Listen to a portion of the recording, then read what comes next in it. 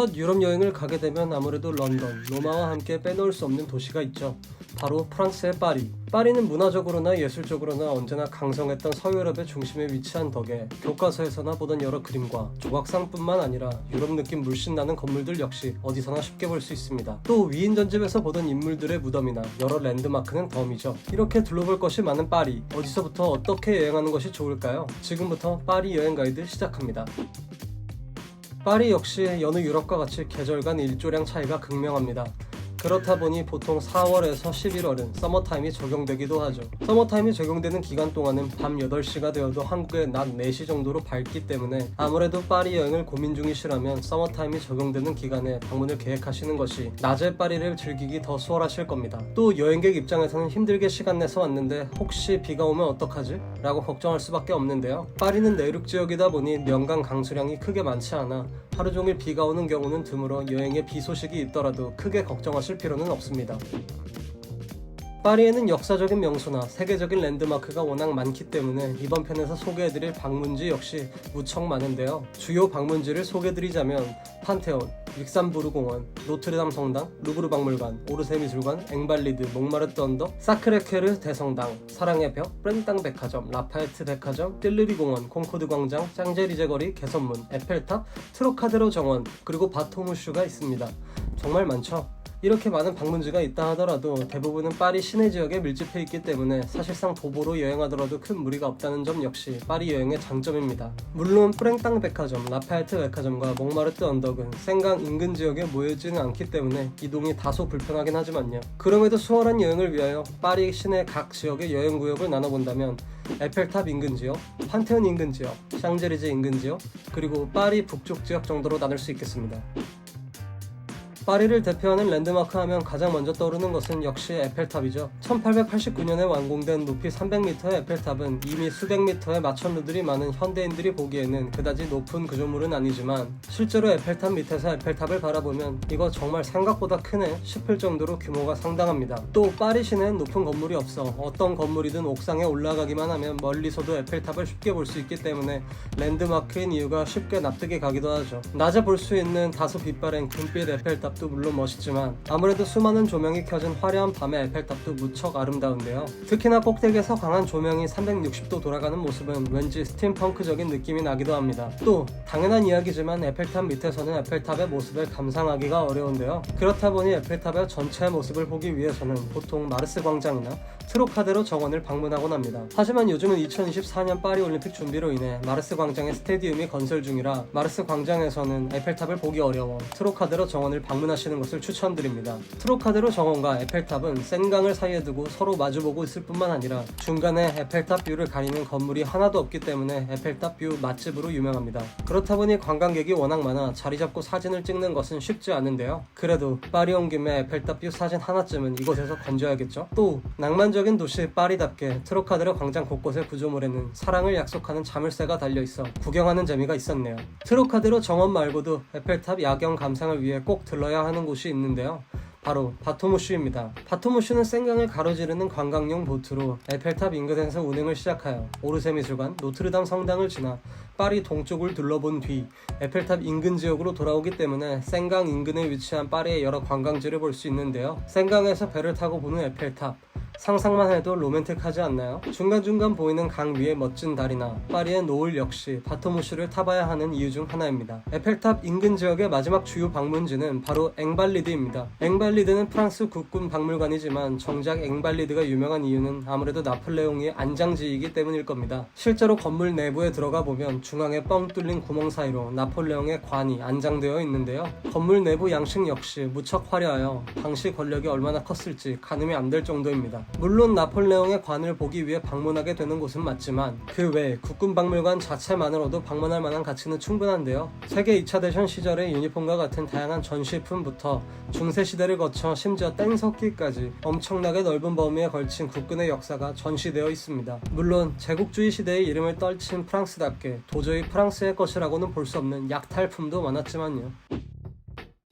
판테온 하면 누구나 먼저 떠오르는 곳은 로마의 신전 판테온일 텐데요. 프랑스 파리에 위치한 판테온은 로마의 그것과는 달리 프랑스의 위인들이 안장된 국립묘지입니다. 물론 건물 꼭대기의 십자가에서 알 수 있듯이 처음에는 성당의 목적으로 건축되었지만 현재는 프랑스의 계몽가인 루소, 볼테르를 비롯하여 한국인들에게도 유명한 큐리 부인 등 여러 위인이 안치되어 있습니다.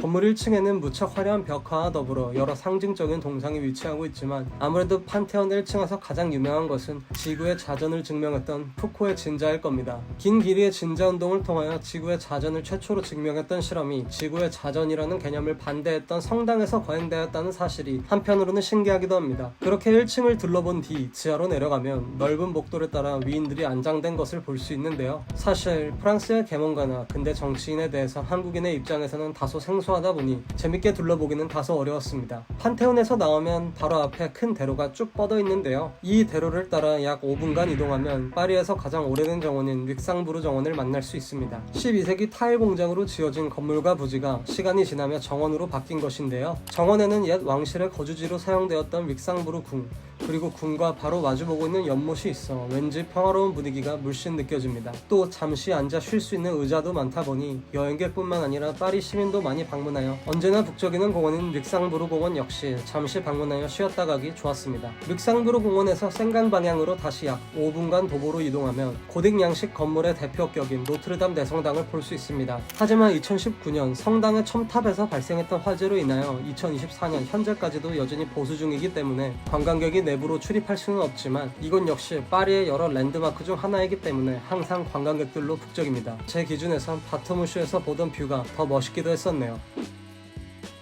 샹젤리제 인근 지역은 단순히 한 지역으로 묻기에는 무척 넓지만 아무래도 개선문부터 루브르 박물관까지는 일자로 쭉 이어져 있다 보니 도보로 이동하며 모든 관광지를 둘러보기 좋았습니다. 개선문은 19세기 초 나폴레옹의 전쟁 승리 후 지어진 건축물이지만 이미 21세기 시점에서 19세기에 건축된 역사적인 배경을 감안하여 방문한다기보다는 아무래도 개선문 그 자체와 개선문 전면으로 펼쳐진 샹젤리제 거리를 구경하기 위해 방문하는 곳인데요. 콩코드 광장에서부터 샹젤리제 거리의 끝에 위치한 개선문을 보면 파리에 왔다는 것을 실감할 수 있습니다. 개선문에서 시작하여 샹젤리제 거리의 끝에 도착하면 위치한 콩코드 광장은 루이 16세와 마리 앙뚜아네트가 결혼을 했던 장소임과 동시에 처형을 당했던 장소이기도 한데요. 그렇다 보니 혁명에 있어서는 무척 상징적인 장소로 잘 알려져 있습니다. 하지만 이곳 역시 2024년 파리 올림픽 준비로 인하여 전경을 감상하기는 다소 어려웠네요. 콩코드 광장 인근에는 파리의 대표적인 박물관, 미술관인 루브르 박물관과 오르쉐 미술관이 위치하고 있는데요. 콩코드 광장과 루브르 박물관 을 잇는 띨르리 정원 역시 많은 사람들에게 사랑받는 장소입니다. 엄청나게 큰 정원과 무척 넓은 길, 그리고 그 장소가 주는 분위기 그 자체도 좋지만 공원 곳곳에 위치한 연못과 분수대, 그리고 그 주위에 많은 벤치가 있어 연못가에 잠시 앉아 콩코드 광장의 심볼이라고 할 수 있는 오벨리스크를 보며 여유를 즐기기 좋았습니다. 루브르 박물관에 도착하기 전에 띨르리 정원에서 생강을 건너면 파리의 대표 미술관인 오르세 미술관을 볼 수 있습니다. 과거에는 기차역으로 사용되었던 건물이다 보니 내 외부에서 쉽게 찾을 수 있는 시계 장식이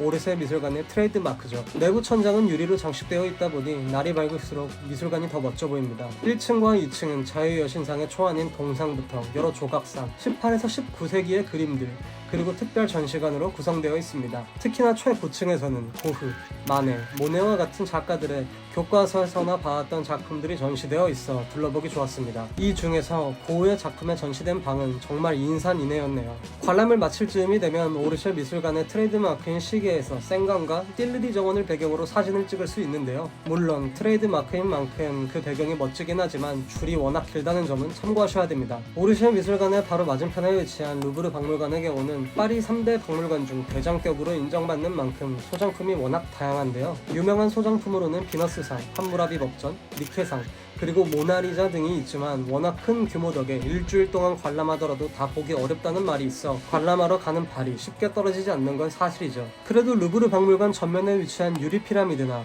유리 피라미드와 마주보고 있는 동상은 그 자체로 루브르 박물관의 트레이드 마크이다 보니 잠시 방문하여 사진 찍는 관광객도 무척 많았습니다.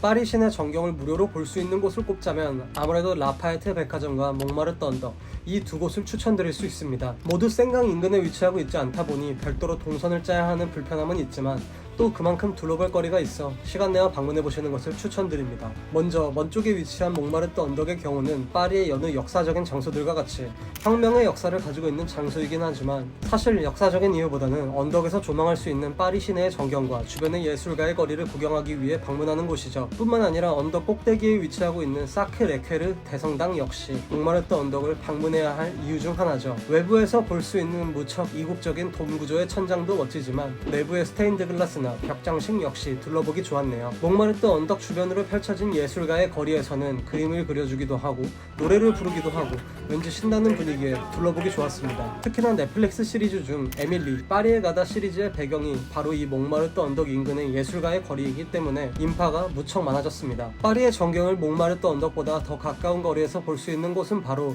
라파엘트 백화점입니다. 파리의 3대 백화점 중 하나로 옥상에서 파리 시내를 조망할 수 있다는 점과 그리고 내부의 화려한 장식으로 쇼핑에 관심이 없는 관광객들에게도 무척 유명한데요. 특히나 고풍스러운 인테리어와 천장의 스테인드 글라스는 정말 일품이었네요. 옥상에서는 바로 옆에 오페라 가르니에부터 멀리 있는 에펠탑까지 모두 조망할 수 있다 보니 사진에 진심이신 분들은 꼭 한번 방문해 보시는 것을 추천드립니다. 또 파리 3대 백화점인 만큼 입점하지 않은 브랜드가 없을 정도인데요. 샤넬, 구찌, 샌디, 생로랑, 버버리, 방클리프, 미우미우, 에르메스, 셀린, 프라다, 디올, 불가리 등 사실상 모든 브랜드가 입점해 있다 보니 나는 파리에서 뭔가를 사야 해 하시는 분은 꼭 들러보시길 추천드립니다. 라파엘테 백화점에서 약 5분 거리에 위치한 뺑땅 백화점 역시 라파엘테 백화점과 함께 파리의 3대 백화점으로 분류되는데요. 이곳 역시 여러 명품 브랜드와 더불어 컨템포러리나 캐주얼 브랜드 역시 함께 입점되어 있어 둘러보기 좋습니다. 이렇게 에펠탑에서부터 개선문, 박물관, 그리고 백화점까지 둘러보셨다면 파리의 주요 명소는 전부 방문하셨다고 볼 수 있는데요. 어떤 여행지가 가장 기대되시나요? 물론 주요 관광지 외에도 파리 구석구석의 골목이나 조그마한 공원 또는 샌드강을 걸으며 느낄 수 있는 여유 역시 파리의 매력이죠. 파리에서의 여행이 즐거운 여행이 되시길 바라면서 지금까지 일탈하는 직장인 일탈리안이었습니다. 영상이 도움되셨다면 좋아요, 구독 부탁드립니다.